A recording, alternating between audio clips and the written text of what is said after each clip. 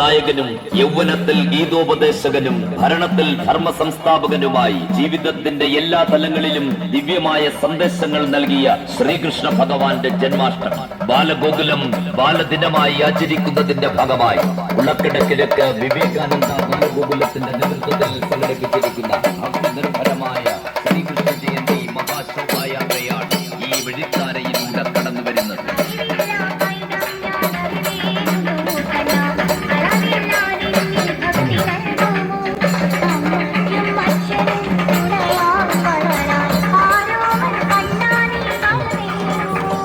അശാന്തിയുടെയും അധർമ്മത്തിന്റെയും കരിമ്പട പുതപ്പിനുള്ളിൽ ലോകം വിതുമ്പുമ്പോൾ മാനവികതയുടെയും സ്നേഹത്തിന്റെയും മയിൽപ്പീലിത്തുണ്ടുമായി വീണ്ടും ഒരു കൃഷ്ണാഷ്ടമി കൂടി കുളക്കടക്കിഴക്ക് വിവേകാനന്ദ ബാലഗോകുലത്തിന്റെ നേതൃത്വത്തിൽ സംഘടിപ്പിച്ചിരിക്കുന്ന മഹാശോഭായാത്ര നാടിന് ഭക്തിയുടെ നിറവ് സമ്മാനിച്ച് ഭക്തന്റെ മനവും മിഴിയും നിറച്ച് ദ്വാപരയുഗ സ്മരണകൾ ഉണർത്തി ഈ വെടിത്താരയിലൂടെ കടന്നു വരികയാണ്.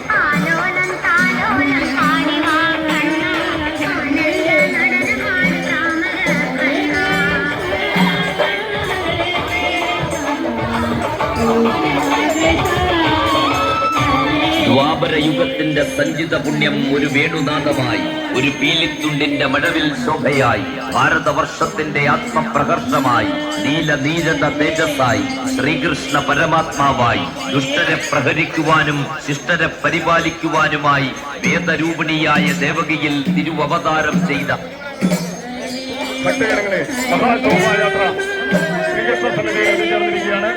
ആ ഗോപികാനൃത്തത്തിനുള്ള കുഞ്ഞുങ്ങൾ എത്രയും പെട്ടെന്ന് മുമ്പോട്ട് കടന്നുവരിക. ഗോപികാനൃത്തത്തിന്റെ കുഞ്ഞുങ്ങൾ മുമ്പോട്ട് കടന്നു വരിക. കുഞ്ഞു ഉണ്ണിക്കണ്ണന്മാരെല്ലാം അമ്പലത്തിനകത്തേക്ക് കയറുക.